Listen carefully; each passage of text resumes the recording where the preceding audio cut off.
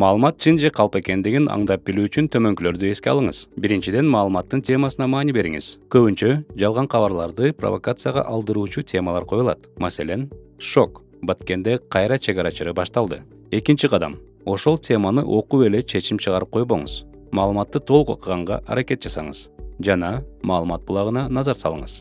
Эгерде жеке булактарга таянып жазылган кабар болсо, ага ишенбегениңиз оң. Такталган чын маалыматтарды негизинен мекеме ишканалардан жана алардын атайын маалымат бөлүмдөрү таратат.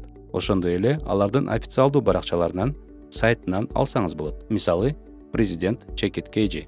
Үчүнчүдөн, сиз окуп жаткан кабардын автору буга чейин кандай маалыматтарды жаратып, жарыялап жүргөнүн текшерип көрүңүз. Кантип? Ошол автор өз макаласын жарыялаган сайтка кирип, издөө бөлүмүнөн автордун аты жөнүн жазсаңыз, автордун мурдакы жарыялаган макалаларынын баары тизмектелип чыгыш керек.